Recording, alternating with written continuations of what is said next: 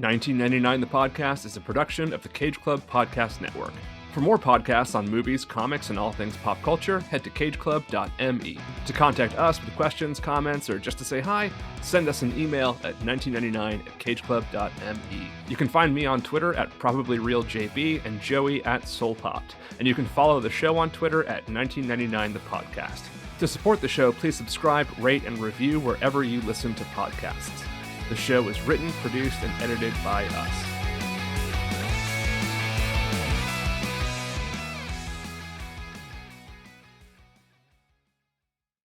Good morrow and prithee welcome to 1999, the podcast. I'm John Brooks. And I'm Joey Lewandowski. Joey, how was your celebration of our nation's birth? It was nice. I go down to my friend's house in Toms River and we see people with a lot of money, spending a lot of money on fireworks. And it's nice. And we have, barbecue food and, all that kind of good stuff. It was very nice. Cool. How was yours? Are we doing the Podolino's one good thing before we get into Midsummer Nights thing? No. Nope. Just asking. That's just me trying to plug your other podcast, by the way. I saw Indiana Jones with my wife and parents. Right? I thought it was great. I loved it. Surprisingly great. Very fan servicey, overstuffed, too long, but great. It's fun. It's really great. Delightful movie. So, summer movie season off to a good start for me so far. Cool. Having seen that and Spider-Man and Mission Impossible coming up soon. I believe the day after you're listening to this. Actually, as this comes out, I will be seeing Mission Impossible tonight. Oh, hey. And if you were part of the Walmart early screening, you saw it yesterday. So it's been in theaters since yesterday. It's officially out Wednesday with previews Tuesday, with some screenings tonight and some screenings yesterday. Or, if you're not listening on the day it comes out, some other timeline. Sure. Yeah, I'll be seeing it sometime this week. So soon. By the time we do our next episode, we'll be able to talk a little bit about how great it was. And that's all we're going to say anyway. But let's start off with some 1999 in the news.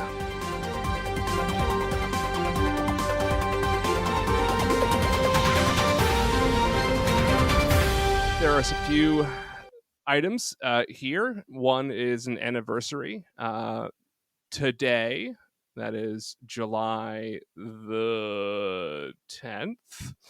The Women's World Cup is coming up soon, and it's going to be a good one. But this day in 1999 is the 24th anniversary of Team USA winning their second Women's World Cup against China. Is this the Brandy Chastain one, or was that last year? I think it was the Brandy Chastain one. I think. Pretty sure Mia Hamm was on that team. I think that's what we're talking about. But they won on PKs 5-4 against China to win their second World Cup. When you Google Brandy Chastain year, because that's how you get there, people also ask, what year was Brandy Chastain? Brandy Chastain became one of the most recognizable figures in American sports when she scored the winning goal of the Women's World Cup soccer tournament final against China on July 10th, 1999. There you go. That is the year that Brandy Chastain was. So in addition to other things that this year was, it was the year that Brandy Chastain. So put that in your trivia pipe and smoke it. This week was also a pretty big week in general. 24 years ago, July 9th was the opening of American Pie. The All-Star Game was played at Ye Olde Fenway Park on July the 13th.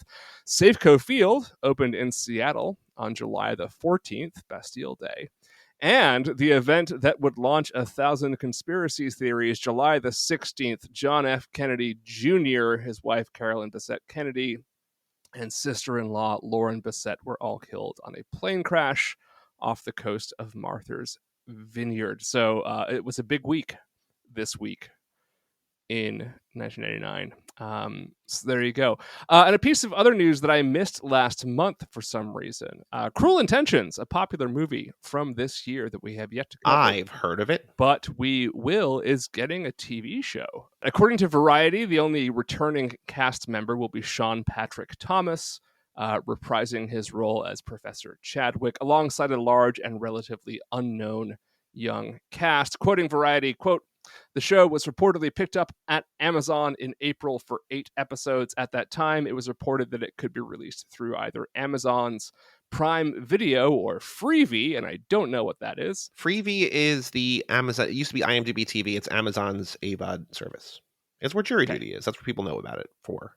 Oh, that's where Jury Duty is. Yeah. Is that also on Amazon? Do I have that if I have Amazon Prime? Everyone has that. It's free. It's just free. It's Freevee. Freevee. It's free. Yeah, you watch ads. It's AVOD, ad-supported video on demand. Pass. No, it's fine. I can watch ads. It's scheduled to begin production this month in Toronto. The series is said to follow, quote, 2 ruthless step-siblings who would go to great lengths to stay on top of the social pyramid. In this case, their focus is the Greek life hierarchy at an elite Washington, D.C. college. After a brutal hazing incident threatens the entire Pan-Hellenic system, they'll do anything to preserve their power and reputations, even attempt to seduce the daughter of the vice president of the United States. Whoa.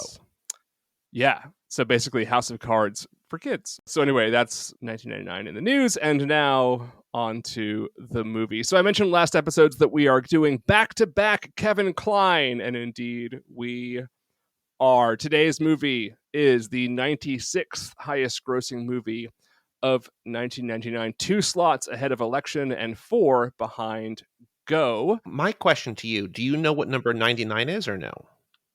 That's a great question. 99 and 99 seems like it should be important. Let's see. Music of the Heart, starring Meryl Streep. Mm-hmm. Next movie is not even on the list. All right, today's movie stars Kevin Kline, Michelle Pfeiffer, Rupert Everett, Stanley Tucci, Callista Flockhart, Anna Friel, Christian Bale, Dominic West, David Strathern, Sophie Marceau, Roger Rees, Bill Irwin, Bernard Hill, Max, the dad from Alf, Wright, and Sam Rockwell. Released, ironically, in late spring/early summer, May 14th, and directed by Michael Hoffman, adapted by Hoffman from the play by one William Shakespeare. Today, we are talking about A Midsummer Night's Dream, and Joey, I'm really interested to see what you came up with here. What, pray tell, is Midsummer Night's Dream about? So it is an adaptation of William Shakespeare's play with one key difference. All of the action is moved from Athens, I guess that's where the original one is, they talk about Athens a lot in this, to a fictional Monte Athena located in Tuscany in the 1890s. Lysander and Hermia, might get all these pronunciations wrong, are in love, but her father has promised her to Demetrius. They plan to run away before she's forced to marry a man she doesn't love. Meanwhile, a bunch of actors prepare a play to entertain the Duke. Also, meanwhile, Helena, who's in love with Demetrius, plans to tell him that he's about to lose Hermia to Lysander. In the woods, wild stuff is happening. There's a whole fantasy world out there ruled by Oberon and Titania. Oberon sends Puck to find a magic potion that will cause its target to fall in love with the first person they see, which causes Lysander and Demetrius to both fall in love with Helena. Hermia, understandably, is not thrilled with this development. Soon, all 4 start fighting and mud wrestling, which seems to be one of the better-known things about this movie. Meanwhile, once again, Titania is bewitched by the same potion, which leads her to falling in love with Bottom, who has basically become melded with donkey DNA thanks to Puck. Eventually, Oberon gets tired of all this and fixes all of Puck's mischievous deeds. The 4 lovers are found naked in a field by the town's nobles. Bottom wakes up too, confused as to what took place, but determined to sing a song about it. The theater troupe puts on a play that seems to delight the audience, and then the movie just kind of sort of ends. The mud wrestling thing, I mean, it's not really a mud wrestling scene. It's like a little bit of fighting in a puddle of mud, and I think it gets called mud wrestling, but it's wrestling in mud. It's bickering with some it's not mud wrestling, but it's not mud wrestling parts. No, that's true. The 1990s were a big decade for Shakespeare adaptations in general. Franco Zeffirelli's Hamlet, starring Mel Gibson, a favorite of today's guest, was released in 1990, and other hit adaptations would follow. Notably, Kevin Branagh's celebrated Much Ado About Nothing in 1993, Oliver Parker's Othello, starring Branagh and Laurence Fishburne in 1995, and Baz Luhrmann's huge hit Romeo plus Juliet with Leonardo DiCaprio and Claire Danes in 1996, a movie that made 10 times its $14 million budget. In fact, by the 90s, much was made of the fact that two of Hollywood's biggest writers were Shakespeare and Jane Austen, with, in the case of the latter, the enormous success of Emma Thompson and Ang Lee's Sense and Sensibility adaptation being one of two enormously popular Austen adaptations from that time period. The other, of course, is Clueless, a modernized retelling of Austen's Emma, the basic DNA of which would be used to similar effect for Shakespeare's The Taming of the Shrew in Round 2 movie 10 Things I Hate About You.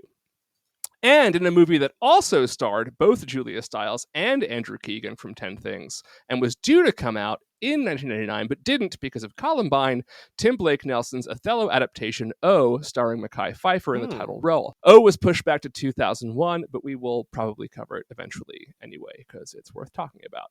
Also released in 1999 was Julie Taymor's acclaimed adaptation of Titus Andronicus, Titus, starring Anthony Hopkins in the title role. So when Hoffman's adaptation of Midsummer, often cited as the most popular Shakespeare play ever, hit early in summer movie season of 1999, it was basically a sure thing, especially given its stellar cast. However, grossing just $16 million, it barely made money on its $11 million budget. Compare that to Romeo and Juliet, or even Much Ado, which made $43 million on a less than $6 million budget. And Midsummer Night's Dream has to be seen as a dud. To be fair, the film was an odd departure for Hoffman, coming off a string of sometimes critical, as in the case of 1995's great period drama Restoration, one of my favorite movies, with Sam Neill, Meg Ryan, and Robert Downey Jr., and the 1991 comedy Soap Dish, also with Klein, Downey, and Sally Field, and sometimes commercial success, as in the 1996 romance One Fine Day with George Clooney and, again, Michelle Pfeiffer.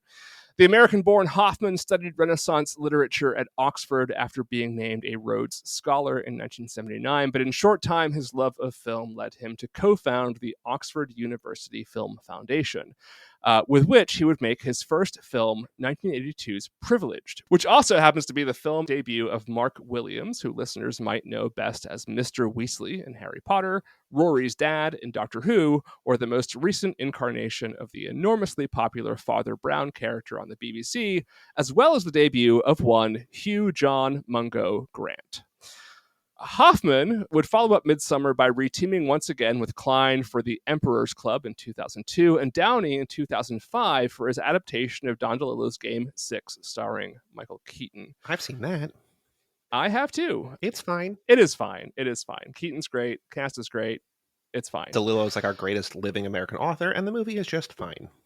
And Game 6 of the 1986 World Series is a permanent mark of horror in my memory. More recently, in 2016, he directed Christopher Plummer and Helen Mirren in The Last Station, which chronicles the final days of the life of Leo Tolstoy, for which both actors received Oscar and Golden Globe nominations. He hasn't made a movie since 2017, and that movie, a biopic about Gore Vidal for Netflix called Gore, was never released. This is because of the star of that movie was friend of the pod and the star of our show's favorite movie ever, Kevin Spacey. Wrong Kevin, Michael. You got the wrong Kevin. Stick with Klein. Why'd you go to Spacey? That was a bad move. He was hot in 99, baby. Yeah, so I guess, I'm not sure. I haven't been able to find anything about what the relationship is between that movie being made, that movie being shelved, and him basically like not doing anything since then. But I would imagine there's got to be one, because there's just a sudden stop in his work output as of that movie. So I don't know. But yes, a movie we will never see, starring a guy named Kevin Spacey, who, for reasons, was not popular in 2017.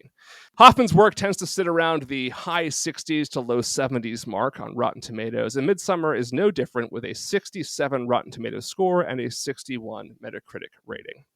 Among the most unabashedly glowing reviews came from Russell Smith of the Austin Chronicle, M.V. Moorhead of the Dallas Observer, and a delightfully loopy review by Wesley Morris of the San Francisco Examiner, who wrote, quote, "The leafy, nectar-soaked atmospherics and the horseplay that abounds are the exuberant eye-candy cortex of the Shakespeare-in-love brain, undaunted by being anything more than what it is, a gorgeous sliver of grown-up ambrosia."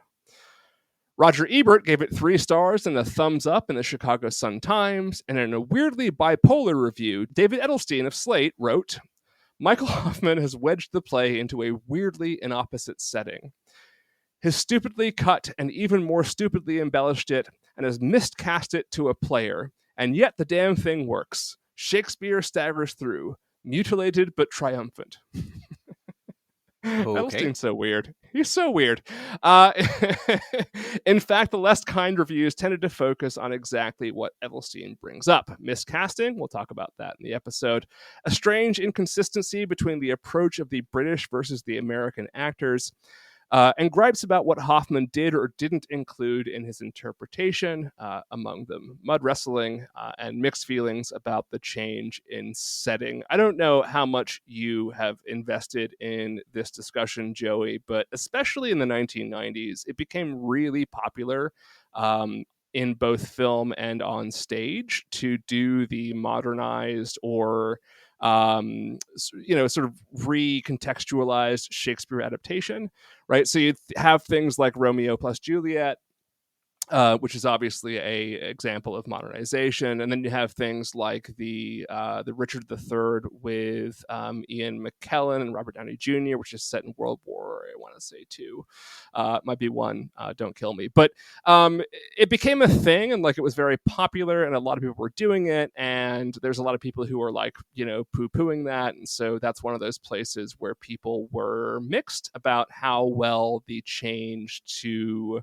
19th century Tuscany worked for this movie. I thought it was great. We'll talk about that later on.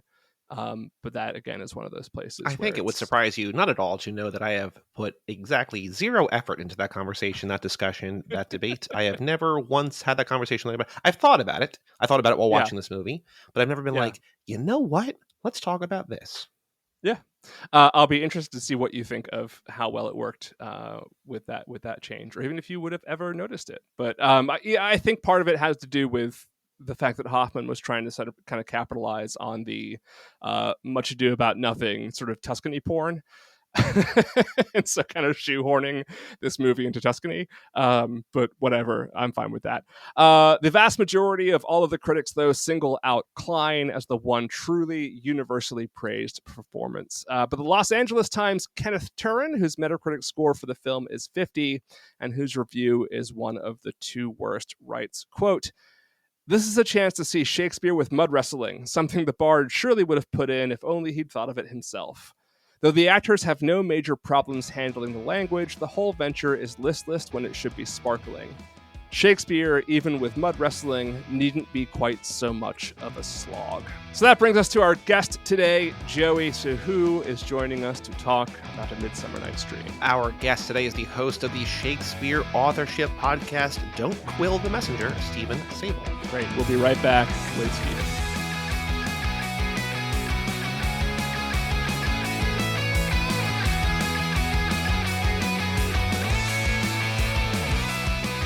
Stephen, welcome to 1999, the podcast. I am so happy to be here. 1999. I barely remember it. I was in a drug and alcohol-induced stupor.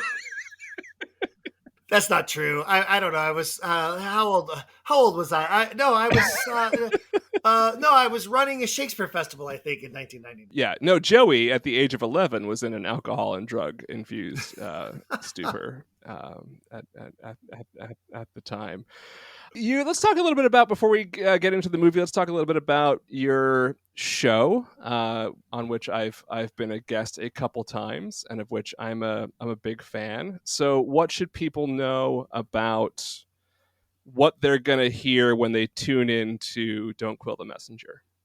A bunch of very boring, scholarly people who think they're the smartest people in the room at all times, talking about things that don't relate to anyone. No, the truth is, actually, no. I try to make it not that. I do have some really big brains as guests of the show who have spent a lifetime studying the greatest literary mystery of all time.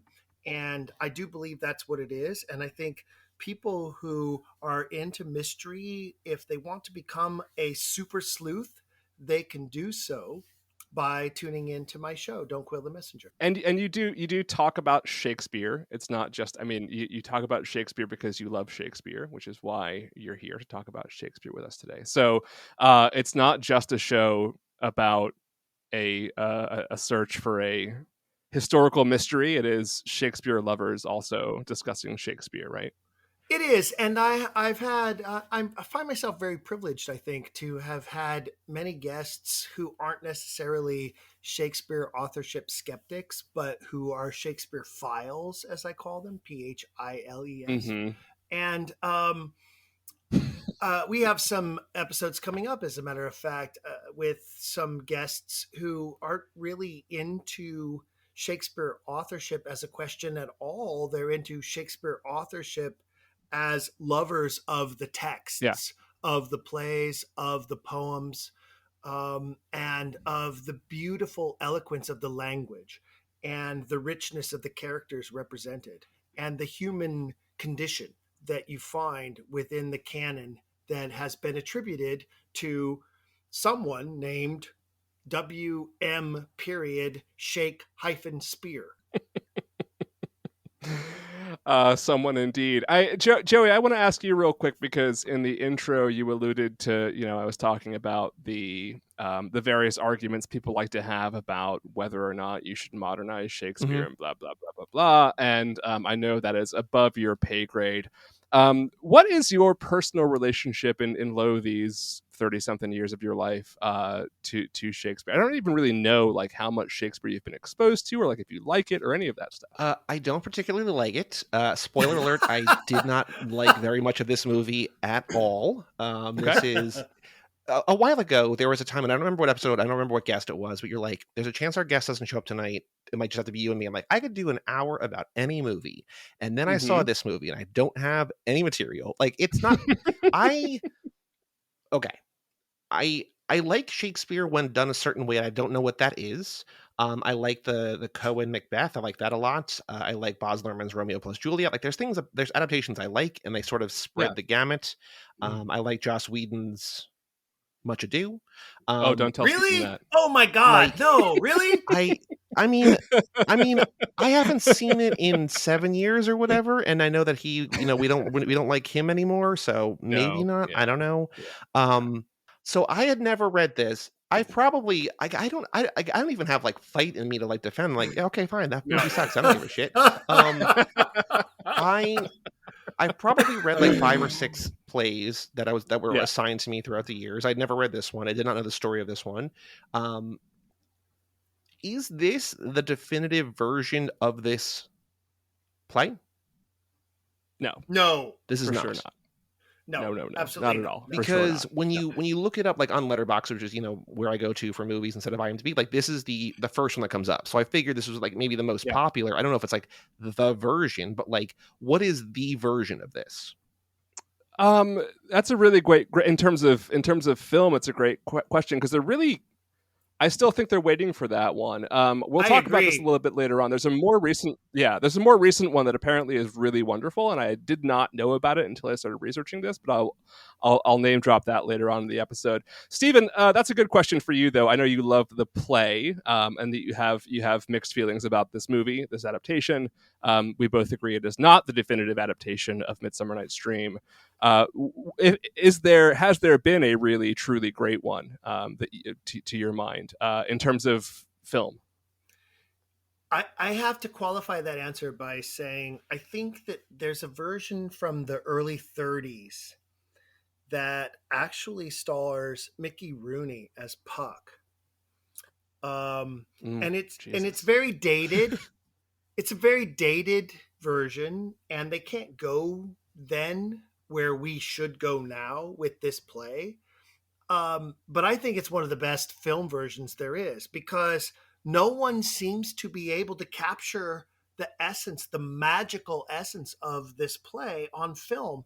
And the movie we're about to talk about also fails to do so. Yeah. Yep. I agree with that. I have a lot of, I sort of hashed this out with my wife today, because She had never seen it. I haven't seen it in years, and I actually liked it better this time than I remembered liking it. But we'll talk about that. But yes, there are some deep frustrations I have with this, and also some things I liked it worse this time than I remembered liking it. So that's ironic because we're totally opposite. Yeah, no, that's completely fine. Well, when did you first see this one, Stephen? And like, what was your initial reaction to it? When you saw it I'm like the old guy in the room, and so I saw it in 1999, and probably at least once more after that. And then it was up on the shelf, and I remember thinking, going into watching it again in preparation for this episode, how much I was going to enjoy it, and then I was so sorely disappointed. And I have much to share about that topic. It's there's so much incredible star power, and it's a beautiful film visually. Hoffman tries really hard to be, I think, like a Julie Taymor with this film, but it just the performances fall flat. That's what I think. That's fair. Joey, you again, like, there's specific things you didn't like about it? Well, so what I don't like about, I mean, I don't know what draws me to an adaptation. I like when like it's done in other things. Like I love how Succession is King Lear. Like we did King Lear in one of my senior year high school English classes. We also read like Jane Smiley's A Thousand Acres, which is like a modern day adaptation. Like the structure of the things makes sense. What doesn't work for me is taking a play that I don't know it's spoken in the maybe mostly accurate, entirely accurate, I don't know, Shakespearean language, and then mashing it up with Ridley Scott's Legend, which is a movie that I do not like. And nothing about this is a thing that I enjoy or want to see or want to be a part of. And I feel like this is what annoyed me, or frustrated me, is that I feel like the same way you were like a couple episodes ago, I think it was for Go, you were like, I can't believe they got all these people in this movie. And I know it's in a different era, but like that's the same thing I was here. I'm like, oh, it's McNulty from The Wire, it's Christian Bale, it's Ally McBeal. It's like it's all these people. Like I know that there are different parts of their career. I'm like, this is so many people that I like watching on screen, that are captivating, that are compelling, and like nothing like worked or clicked for me. And I just it was frustrating because I'm like, there's so many things about this that I should like, and yet like the staging, like not the way it looks, but like just the idea of like in the woods with bicycles, like mythical creatures, and like bicycles, I don't know, really. I love the bicycle thing is weird. Like when I had to Google about, or look up on Letterboxd or IMDb or whatever, like a little bit, and I'm like, is this a comedy? Because I wasn't laughing. And then like 5 minutes later, they roll up on the bicycle and it goes honk honk honk honk, and I was like, oh no, if that's this movie's idea of comedy, I'm in bad hands. Like I didn't hate it, but there's just nothing about it that I liked. That's a brilliant and astute observation, Joey. It really is. That what you just said right there, because it is one of the greatest comedies ever written, and that film misses every punchline. Like every single punchline is missed, and that's one of the reasons that it's not a good movie. I don't think every one of. I mean, I certainly like. I know the play very well, and I've seen lots of performances of it, and I think some of the punchlines, but certainly like a lot of them are missed. And it also finds comedy, I think, in some other places, which I always kind of appreciate with Shakespeare adaptations. Like I love Bill Irwin's entire sort of performance as Wall, and I think that's very, very well done and funny. Okay, there's something wrong when Wall is the first person you mention as having given a great performance in Midsummer Night's Dream. I mean, come on. Yeah. No, I'm mentioning it because it's kind of an outlier, right? I'm mentioning it because it's like not what I would expect to be something memorable, and Bill Irwin as a great mime actor puts all of his physical comedy into that role, and I think it's great. I will say, like, so Joey, one of the things that you mentioned in terms of you mentioned Legend, and I think that's a really good corollary there. I love the production design. I love the costumes. But one of the things that I was saying to Courtney earlier that still sort of makes me like... Courtney is your wife, for people who don't know you personally. That's my wife. That makes me sort of... itchy as I'm watching it is that I really want to see this world move around more. One of the things that like I really like about Branagh, and I have my issues with Branagh, but one of the things I like about Branagh is even when he goes way over the top with like Love's Labour's Lost and his Hamlet, he always justifies like this being a movie and not just you watching kind of a staging of this play in kind of movie form. And I think one of the choices that Hoffman kind of makes here is that basically every scene that you see in this movie, you can basically kind of see it on stage. And too many Shakespeare adaptations, I think, stick to that. And there's so much elaborate art and design in this movie that I really wanted to see it kind of move about a lot more. And I think that to me is what gives it a little like some of that sort of static feel where a lot of it kind of falls flat. And I think what frustrated me, like similar, like not exactly on that note, but like in a similar way, is the same criticism I had of The Messenger, which is like not criticizing that as a movie, even though there are reasons to criticize that, but just like watching this for this podcast, watching that for this podcast, it's like this doesn't give me any insight into what was going on in 1999 other than like particular actors in like parts of their career.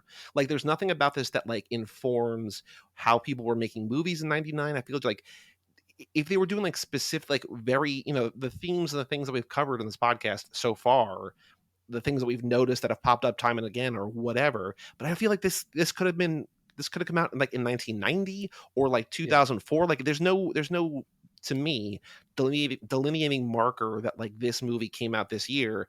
And so when I'm not enjoying a thing and I'm looking for like ways to analyze it for, you know, the guys of this podcast, like it didn't even give me that. I have to disagree with you, because being a student of Shakespeare for so long and having seen so many Shakespeare films, I think this film really broke open an aspect of filmmaking when it comes to Shakespeare that we hadn't seen in a long time. And I think it very much denotes its time period of 1999. And so what I would say is if you go back and you look at Shakespeare adaptation films prior to this film, and then you look at the ones that occur after this film is revolutionary in a lot of ways. And so it crushes that time period, especially with the star power. And I feel like some of the star power that you see in this film is one of those like Hollywood snowball effects where, oh, well, we got Kevin Kline. Oh, well, we got Michelle Pfeiffer. Oh, well, we like, and I think each actor signed on because of the A-list actors that were signed on in theatrical production. We call that stunt casting. In film is nothing but stunt casting. And they got all these people to sign on under a director who was a great filmmaker, but didn't know shit about Shakespeare. That's the problem. I'm not sure he didn't know shit about Shakespeare. I mean, he studied Renaissance literature at Oxford. I imagine he knows a little bit about Shakespeare, but like, yes, certainly not. He's not a Shakespeare director. He's not Kenneth Branagh. You know, that's for sure. And again, like, say what you will about Branagh, like he knows where from whence he comes. I agree with you. We'll talk about the casting later. There's a lot to discuss, I think, in terms of the casting. I get what you're saying, but I kind of think that maybe that's not entirely what happened. And the only reason I say that is because Hoffman likes to work with the same actors over again. He'd worked with Pfeiffer before. He obviously worked with Kevin Kline a bunch of times. So maybe that is. But when you look at the rest of the cast, the rest of them weren't especially big at the time. Really, Calista Flockhart is in the midst of Ally McBeal. But then we also have, I mean, people like Dominic West wasn't a big name. It's before Christian Bale wasn't a big Wire, name at this point. Psycho. David Strathairn is a indie actor then and now. I mean, he's not someone who is a huge bankable star. He's one of the best performances in the whole movie. I love his performance in this film. I guess Rupert Everett was sort of a relatively big star at the time. This is post My Best Friend's Wedding, but like I don't know how he got more work after this film. If I am suffering from insomnia, I just need to turn on him as Oberon, and I'm out in 5 minutes. Not a problem. He like It is a very quiet and sleepy performance. I am Oberon, and I Yeah. am half asleep, and I want Titania to go to sleep and take this flower. And how cool would that? Was he like on lewds? What the hell? I have no idea. I think that's just his impression of what a masculine fairy sounds like. Tucci is also obviously not someone who you can like sell a movie on, but I suppose he's someone who once you get him, other actors want to be involved. And then Sam Rockwell, who wasn't famous until later on this same year because Galaxy Quest hadn't come out yet, and that was the first movie where he was really noticed by a lot of people. And I think Sam Rockwell is great in this movie too. By the way, I love his performance in this movie. He's one of my bright spots. It is a bright spot of the film. You're right. And of course, Kevin Kline, who I think is phenomenal in this, and is like the reason why the movie. It's his worst Shakespearean performance on film. You ever. think so? Absolutely. His Jaques in As You Like It, which is not a great performance either, is 10 times better than this. But if you've never seen his Hamlet, it's like a PBS version from his earlier days as an actor. If you haven't seen his Hamlet, like, no, this was terrible. And I don't understand what they did to him, what the direction was, why. It's his worst on film Shakespearean performance in his life. Oh, see, I love the character of Bottom, and I love him in this role, and I think he's fantastic in it. And I think it's great. What don't you like about it? Well, the whole film is muted. Like everyone is muted. That's not the play at all. And one of the things I would like to know, I would love to sit down with Michael Hoffman and say, why did you cut it the way you cut it? When did you decide your cuts? Were your cuts based on the abilities of your actors? Because I believe that some of the cuts may have been based on the inabilities of some of the actors. And why did you choose to throw in all of this film pageantry instead of the language of the play? And that's one of the things that so many Shakespeare films do, and it destroys the film, I think. You put in all of this stuff that's Hollywood stuff that isn't any dialogue, that isn't anything that you could ever find in any text, and you sacrifice all this beautiful language in order for these visuals. And you created a beautiful picture, but the beauty of the picture of a Shakespeare text is the words. That's it. That's as simple as that.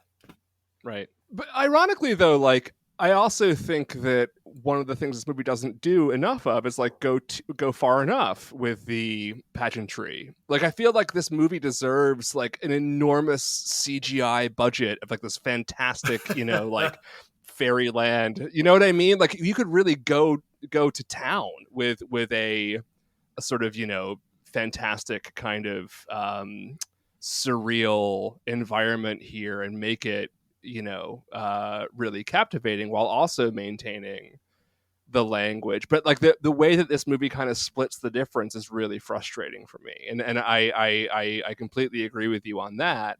I also think though that like, a lot of Shakespeare movies are for people who don't typically go see Shakespeare plays. So there is always going to be a little bit of that, like trying to kind of sort of parse it down into something that is consumable, sort of mass market.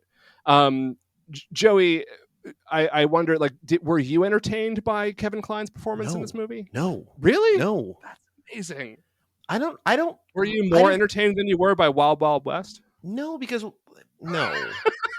Like, I think I don't think this is good, but I don't think this is like I don't think it's better than Wild Wild West, but I don't think it's good. And I would watch that for enjoyment more than I would watch this. I agree. Right. Like, this just doesn't do anything for me. Like, none of the characters, none of the actors and the performances, I'm just like, oh, I'm just like, why is this why is any of this happening? And why does Bottom have a wife? Like, who made that decision? That's the weirdest thing I've ever seen. That's ever. a weird call. Yeah, I'm not quite sure what the deal was with that. I have no idea what that choice was all about. But I also think that like so regarding the casting, one of the other big frustrations to me is that I think both Bale and West are very good actors and sort of, you know, do fine here, but they are clearly playing the wrong character. Like, obviously, Bale should be Lysander and West should be Demetrius. That to me is fucking baffling. Like, you look at their personalities, and it makes absolute perfect sense to swap those two out. And I have no idea why that didn't happen. That's always really fucking bugged me about. You know, that can be a common thing in productions of this play. And I've not only have I produced it and directed it 10 times, but I've also seen it countless times that I don't even want to recount to you. But that is a common problem that I have seen in casting that directors make. But the most important aspect of those four lovers, if you're doing well, and they chop the hell out of this scene that is the most dynamic scene in all of the 37 Shakespeare plays, is that lovers scene, which is, and I can tell you for a fact, it is an 11-minute dynamic scene of frenetic and kinetic energy that must be played nonstop, physical. And they chop the hell out of it. And the only physicality you get is Michael Hoffman's fantasy about mud wrestling between the two girls that happens at some point in the middle. Like, what the hell? It's just that is the beauty of the play is that 11-minute scene. And trust me, I've timed it again and again and again. It should be 11 minutes. He cut it to like 4. And the most important thing he shows is the two women jumping into a mud pool. Oh, that's awesome. Good for you. It sucks. You sicko bastard. See, I feel like I'm in the same position as like my friends who read comic books and go see Marvel movies and get all pissy. I'm like, I'm never going to hate these things the way that you hate these things, but I'm also never going to love them when they do it right. So I'm just going to be like, hey, this is fine. Like, for better and worse, I just judge it on its own merits. And, you know, so I don't have this like excess baggage, but I'm also just like, hey, I agree. I also didn't like it. That's a great analogy, Joey. I love that analogy.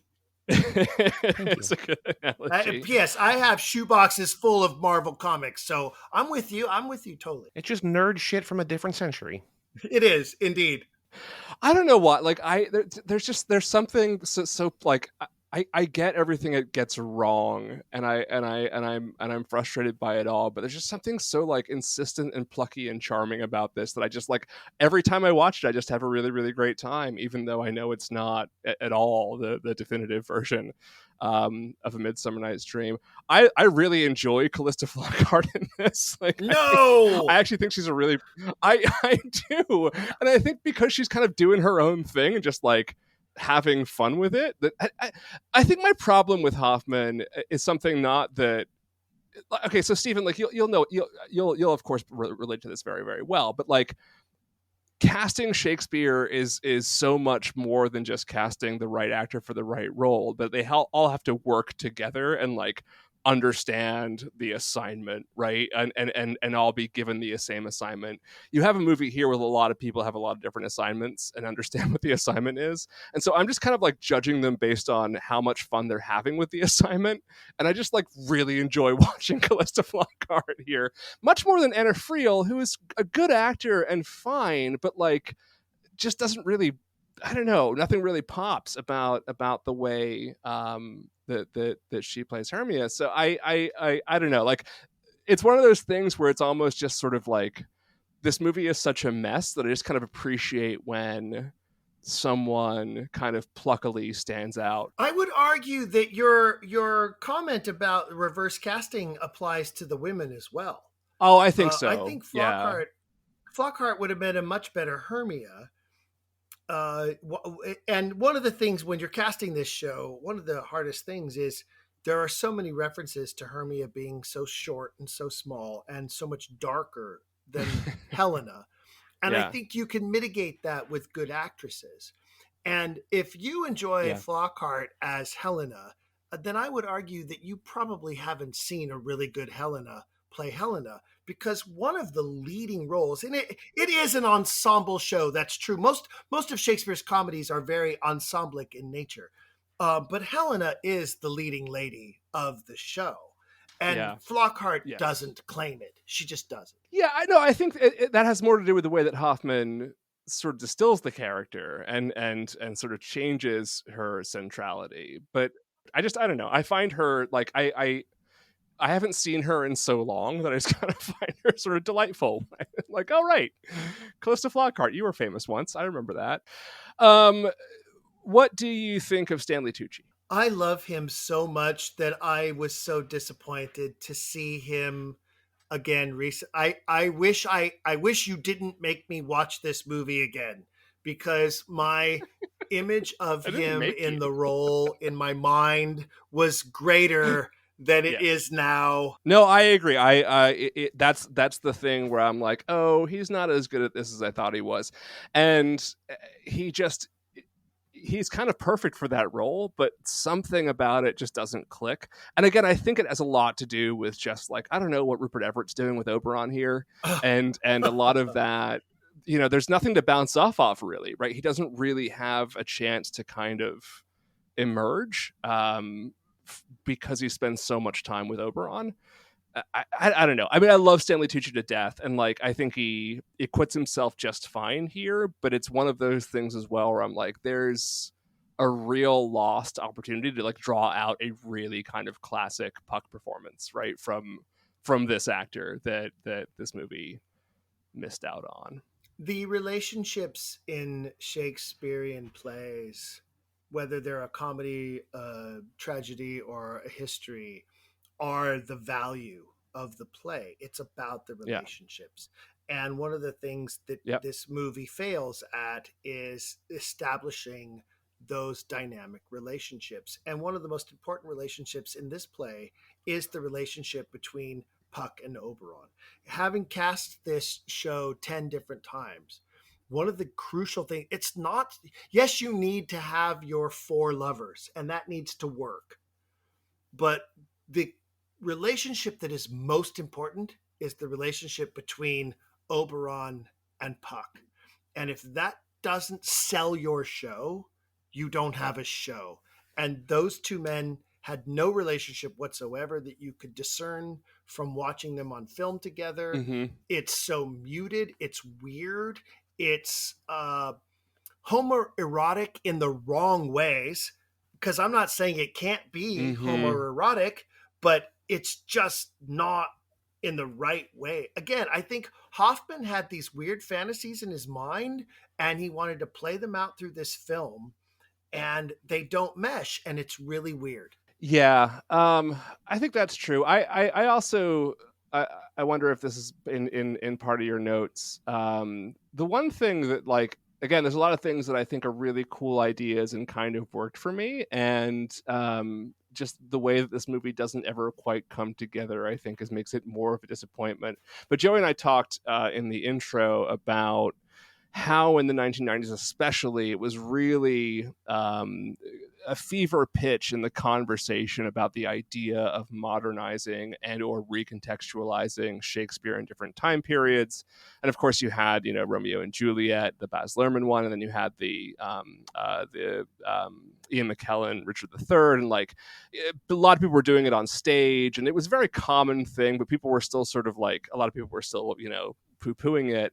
I think this works. Like I like the idea of the time period here, and I like the framing of it, and I think it's pretty seamless. I think a lot of it is obviously like trying to sort of capitalize on the Much Ado About Nothing Tuscany craze, and trying to, sort of shoehorn some Much Ado About Nothing goodwill into this movie in some way. But I liked the framing of it. I liked the sort of the place that it was set. That worked for me. this is a weird one to try and move somewhere else. And I think that was a cool idea and a nice setting. I don't know. What do you think about that? And what's your feeling about like time period shifting anyway in Shakespeare? So I am truly a classicist, and I believe that you shouldn't not conceptualize a Shakespearean work until you have produced and directed the work in a classical first practices style, so that you know it in that makes context sense. first. But I'm not opposed Right. to conceptualizing Shakespeare. I think you can do a lot with the works, and I think you demonstrate their universality when you choose to do that. I don't believe in quote unquote modernizing. And the movie we're talking about does Yeah. not modernize, it conceptualizes.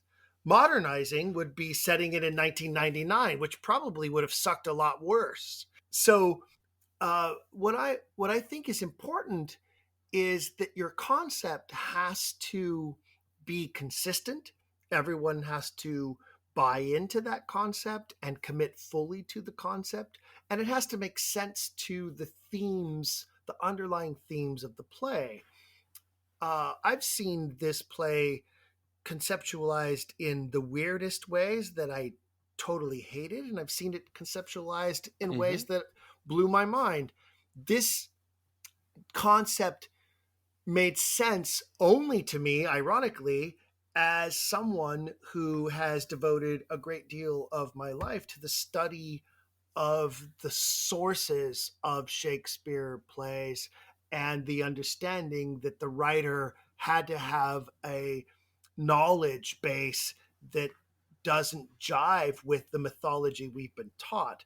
And the interesting thing is, Sabianetta, Italy, which is north of Tuscany, not actually in Tuscany, but Sabianetta, Italy, was known as the Little Athens of Italy, and most likely was the source location for this play.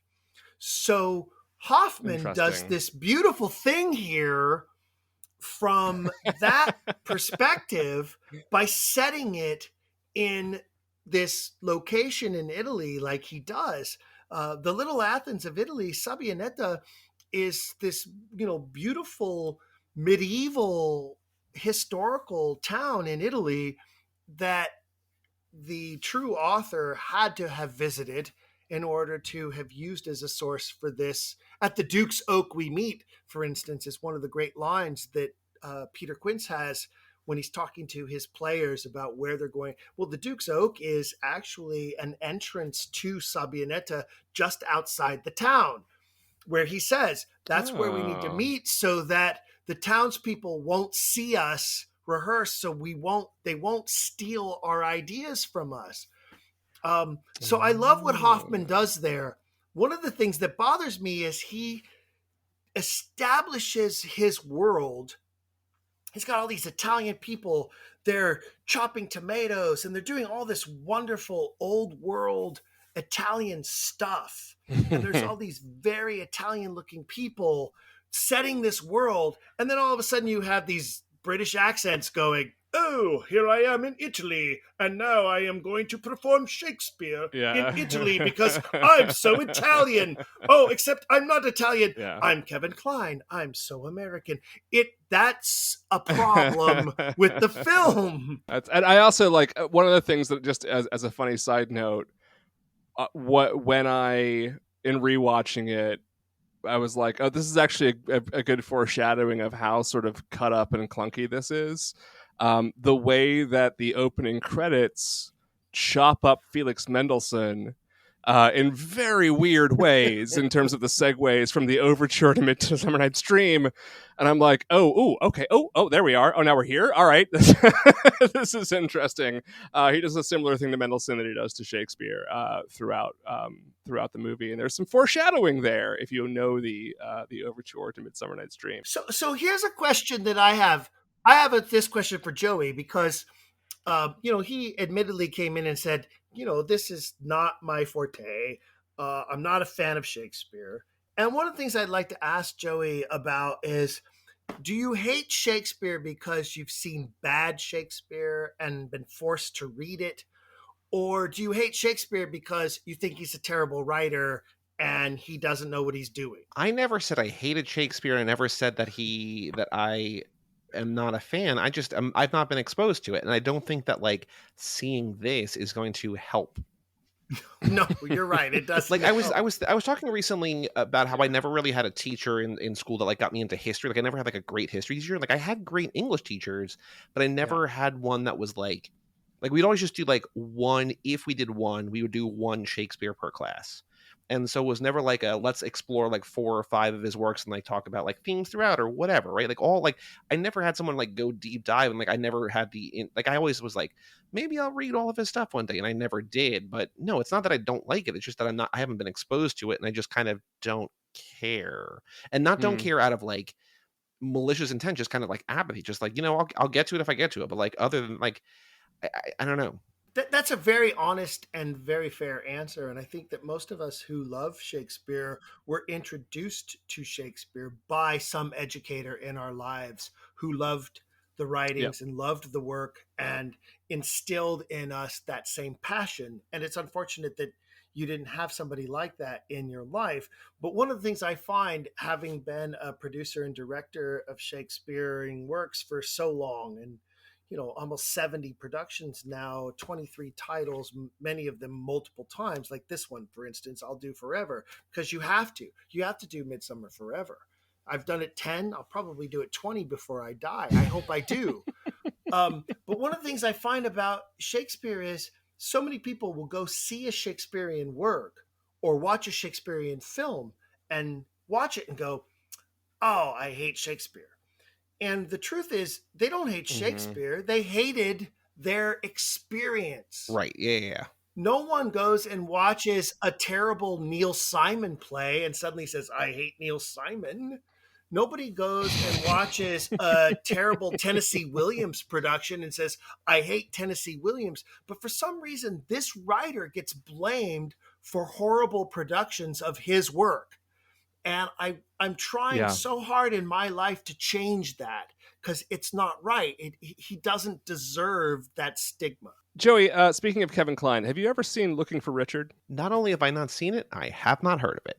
Okay, well, that's a movie that you should check out, that you would love. It stars and is directed by Al Pacino. It is one of the best movies about Shakespeare that I have ever seen, and it addresses a lot of what Stephen's talking about here in terms of like why people have barriers to Shakespeare and like what it takes to get to love Shakespeare. And it's really profound. Stephen, have you seen that movie? I have, indeed. Of course. It's a great film. So I would recommend that, and to listeners as well, who if you are scared of Shakespeare and or want to understand sort of from people who love it, why it's worth loving. That is a fantastic film with an incredible cast, and it's real great. Stephen, is there anything? We're gonna segue a little bit here to a couple other things. Is there anything else that you have to get off your chest about this movie from your notes? The floor is yours. I would say that one of the things about the film that you want to look for is the unbroken delivery of lines. So one of the things that I teach actors all the time when I'm working with them on Shakespearean text is what I call the rules to acting Shakespeare.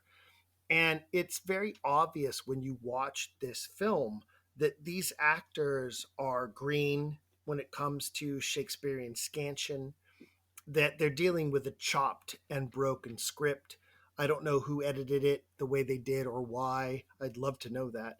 But many of them are obviously not Shakespearean actors. And so they're pausy, they're broken, they're very, as I would say, Shatnering their delivery, in that they are so intense about this particular. And one of the beautiful things about Shakespeare is he uses the iambic pentameter, he uses the punctuation, he uses the verse to share with the artist how to deliver the music. He is a composer for actors. And these actors haven't obviously been taught at this point in their lives. Many of them maybe learned later on in lives, because we're talking 1999. But they weren't taught at that point how to read the score they were given. And the score had been truncated by whatever editors. And so that's one of the problems I have with the film is you have hamstrung your performers by not giving them a crash course in Shakespearean delivery and scansion, and then destroying the scansion for the sake of film. It's a fair point. I will concede that. So let's say this: you can have as much of a budget as you want, and you can pick whoever you want to direct it, whoever you want to star in it. You can produce a big budget film version of Midsummer Night's Dream in 2023. Where do you start? I'll tell you, I'm so glad you asked this question, because I was going to bring this up and I was waiting for the right time. And thank you. You just totally set the tee and handed me the driver. And here's my answer. If Pixar, who happens to be right now struggling severely with flop after flop, if Pixar wanted to save themselves and crush something out of the park, they would do a full-length feature film version, animated film version of this story. I don't know why no one has. Wow. It would crush everything. And you could get every voice actor you want to play any role you want, because they're not being seen on film now, right? All it is about their ability to deliver the lines so richly and so beautifully, and then let the animators do their work. And the magic you can do in animation lends itself to this story in so many ways. The fairies and Bottom becoming a donkey, and Puck and all of that. And why there hasn't been a full-length animated feature version of this yet, I don't know. And if I had the budget as you just gave me, and I had the ability as you just gave me, that's what I would be doing right now. Right now. Has this might be a dumb question, and also might be something that we've covered and I just didn't hear. Has this, like, you know how like Succession is King Lear, like it's not like a direct translation, but it's like father dividing his kingdom among 3 kids, whatever. Like, has this story been adapted into other things that isn't a direct put on of this? Like, has this story, this structure been told, or is it so like kind of weird that like it has to be done this way?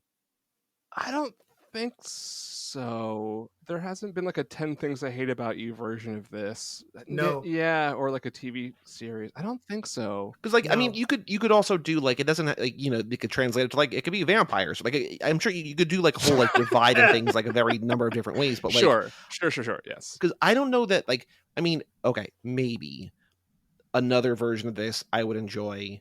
I'm not going to watch one from the 1930s starring Mickey Rooney. That's not something I'm going to do. But if it was like, oh, you know, like the Pacino movie from the 70s, I got Pacino on the brain now, but like, you know, that movie, like, you know, Serpico, it's actually Midsummer Night's Dream. It's like, what? Like, you know, like whatever, like, you know, that kind of thing where like, I wouldn't mind the story done in a different way. So I will say this, as I alluded to earlier in the episode, I encountered in my research a movie I did not know existed. It is a 2017 adaptation of Midsummer Night's Dream. It is set in modern America, but it is fantastical. It has fairies and magic and stuff. So it doesn't like rob all the magic out and replace it with something else. The cast includes a notable 1999er, Rachel Lee Cook, as Hermia. Someone we talked about last time, Joey Ted Levine, is Theseus.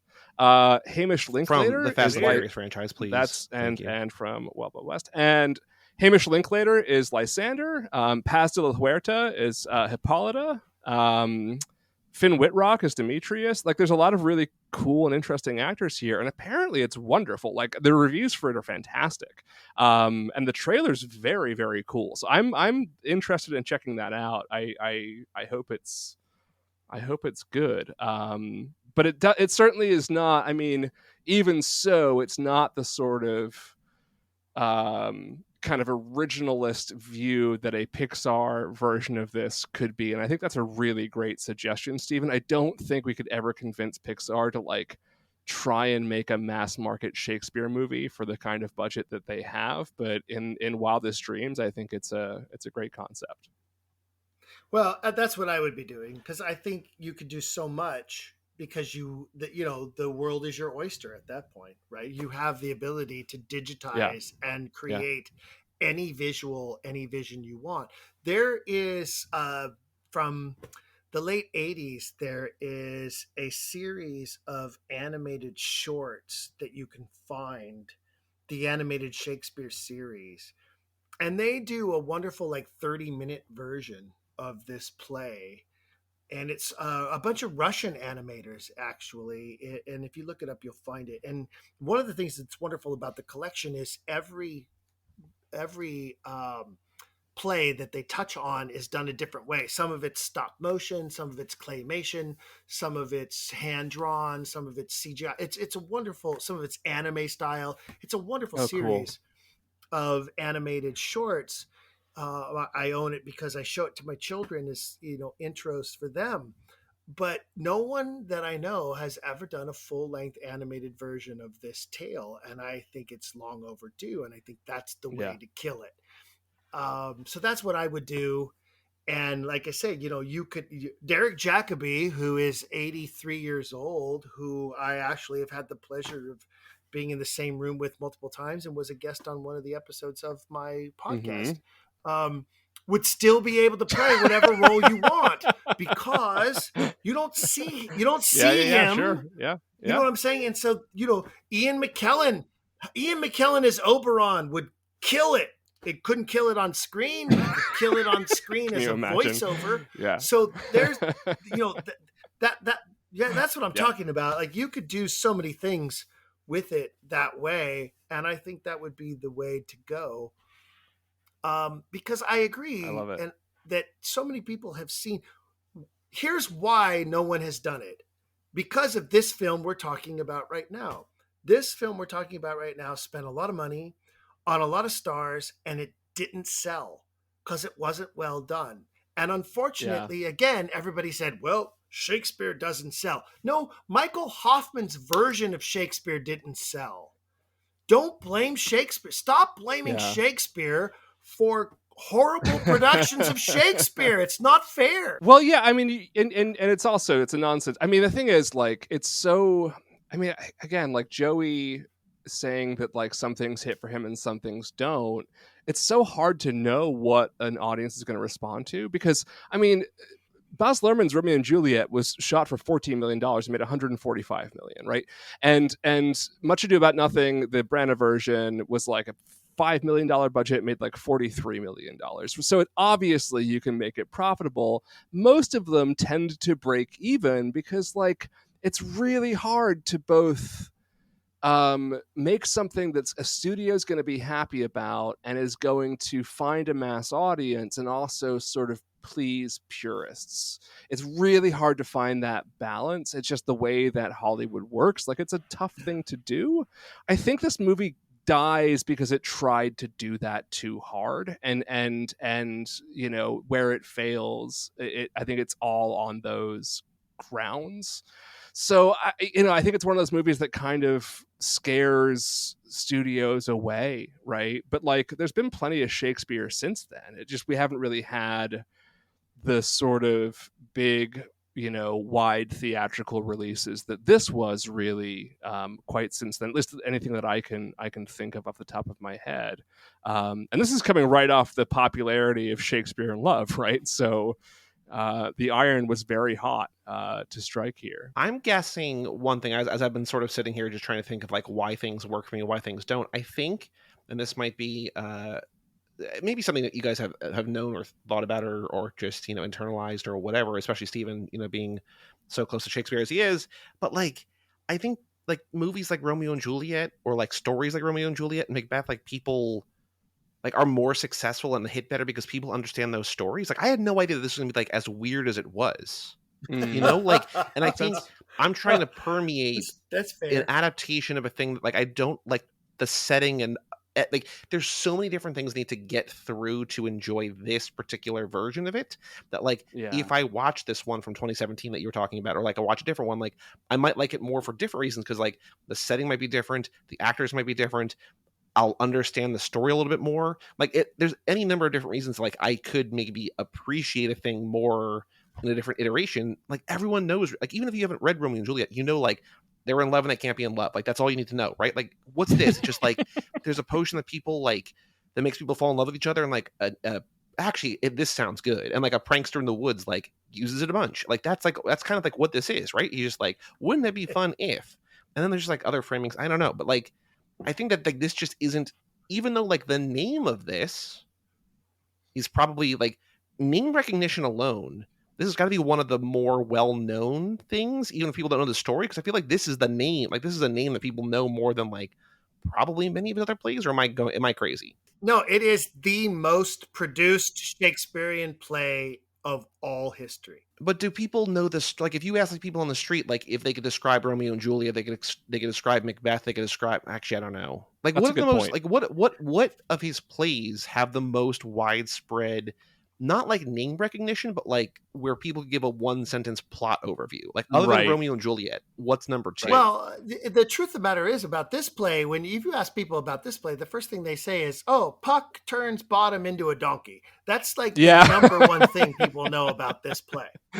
Yeah, and lovers get mixed up. Like I think that's pretty much all they would say. But yeah, that's a good point. I just think it's a tall ask for like dumb Americans. You know, like it's.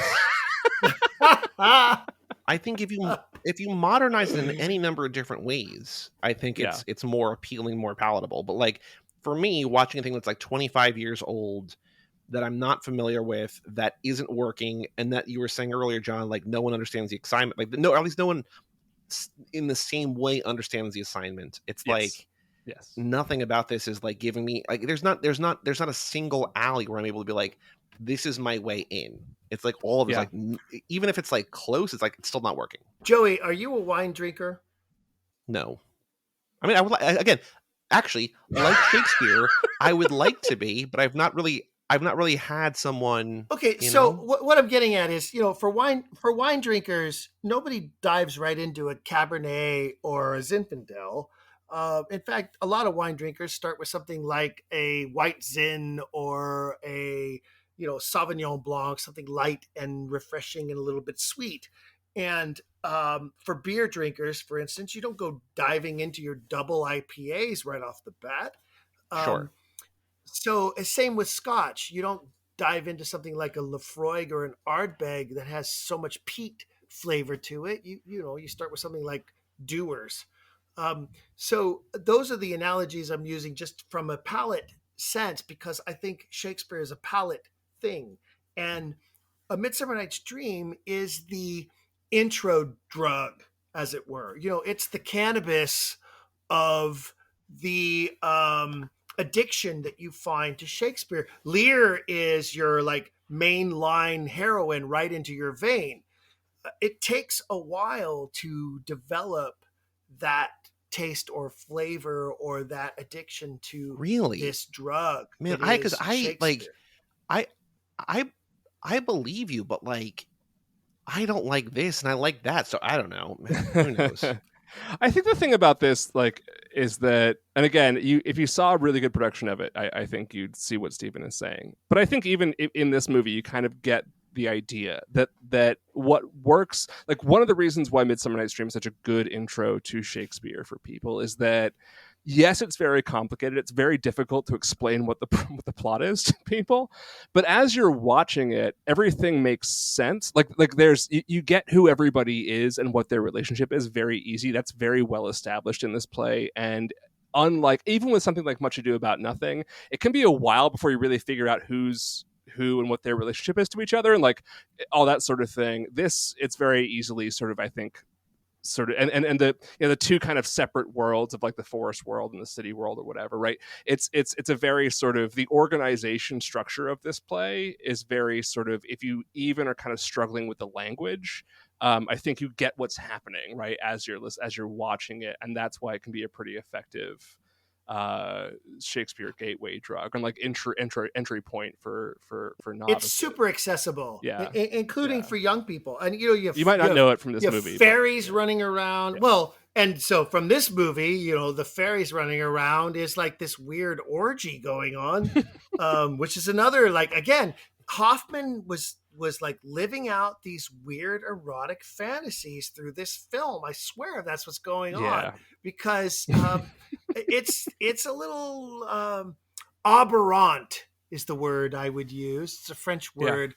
Yeah. It's a little eyes wide shut sometimes. It's a little bit. And, I, as somebody who has founded and formed multiple Shakespearean companies through my life, including most recently here where I live now in Southern Oregon, last year we did Summer Shakespeare in the Park for the first time, and we opened with A Midsummer Night's Dream, and it was a huge hit, a huge success, because we did a classical Greek setting in ancient Athens with, the full Greek garb and winged fairies. And this year we followed it with Much Ado About Nothing. It's funny you mentioned that play. And we set it in, Renaissance Sicily. It's Messina, Sicily. And the audience ate it like candy. We sold more tickets this year than last year, which is a good sign. Next year we're going to be doing Macbeth and Taming of the Shrew. So there are A-list Shakespeare plays, and these are among them. A Midsummer Night's Dream is the A-list of A-lists. Romeo and Juliet is the A-list of A-lists when it comes to tragedies. And then you go down the line. You pull out Cymbeline, you're going to fail until you've developed your audience. Like, don't do that. How weird is it to you that of the 5 plays that I've read, one of them is The Tempest? I love The Tempest. It's my favorite That's play. Perfect. Of course it is. Okay. There's nothing weird about that at all. Okay. It's an A-list play. Yeah. So tell me your 5, Joey. I've read Romeo and Juliet, Macbeth, Lear, Tempest. There might be 4. And then this one by default. Those are all A-list. Well, no, I've seen the adaptations of other things. I just haven't read. I'm kidding. Yeah. No. Those are all A-list plays. Absolutely. They are. And yes, love The Tempest. Make a better one than Julie Taymor's one. Oh, I refuse to see it. We'll talk about Julie Taymor more when we get to Titus also this year. We will get to it. Can I be a return guest for that conversation, please? Okay. I have so much to say about that film, and it is one of my favorite plays. I think you and I, Stephen, will probably see more eye to eye on that one than this, which I, in spite of itself, still just find awfully charming, even though it's not great. All right, we are going to wrap up this side of the show, and we are going to conclude, Stephen, with our final questions, which come from Joey. Stephen, what is your favorite movie from 1999? Okay, I did like the Thomas Crown Affair because I love me some Pierce Brosnan. Yeah. That's a solid choice. Okay, so here's one. For reasons that most people don't understand, perhaps, is Fight Club. Okay. I think Fight Club is one of the most profound films ever made. And I think it stands the test of time. And I think the profound statements that movie made at that time are even more important right now. How about that? Does that answer your question, Joey? It did. Now, as a follow-up, maybe easier, maybe more difficult, what is your favorite movie of all time? Excalibur. Without hesitation. Did you notice? Oh, I love when we get... I love it. Yeah, no. We rarely get those. Why is Excalibur your favorite movie of all time? Magnificent film. John Boorman. He does a magnificent job with great star power that you don't even remember is in that movie, including people like Patrick Stewart and Liam Neeson. I do not remember Liam Neeson in that movie. I have not seen it in a very long time. I have seen it. Patrick Stewart, I remembered. Helen Mirren, of course. Yes. Nigel Terry as Arthur is magnificent. Yep. And of course, Nicole Williamson, great Shakespearean actor, by the way. If you haven't ever seen his Yep. PBS version of Macbeth, where he stars in the title role, that will blow your mind. But then, greatest Merlin ever. Gabriel Byrne, of course. Yes. Kieran Hines. Yep. All awesome actors. There is plenty of Arthurian stuff to choose from. Why is Excalibur the one that stands out to you? It has all of the elements that you need to crush the genre, and no film since that film has matched that level. You had all these up and coming stars who were Shakespearean trained. You can't find up and coming stars who are Shakespearean trained anymore, for one thing. But back in that time, early 80s, that was the way you cut your teeth. That was the way you received your training as an actor. Now, people don't want to be actors. They want to be movie stars. And you have too many movie stars pretending to be actors and not enough actors becoming movie stars. Back then, you had a bunch of magnificent actors who later became movie stars because they were magnificent actors. And that film is a testament to that. The production values were insane for a time before CGI, and the amount of money they spent to capture what they wanted to capture is intense and remarkable. And swords. My wife says that any movie that has swords before dialogue is a hit movie for me, and she's probably right. All right, so Stephen, we're going to wrap it up. Before we go, where can people find you and your show and everything else? I'm so glad you asked, and thank you for that. You're so sweet.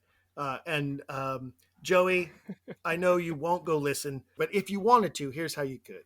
Go to don'tquillthepodcast.com.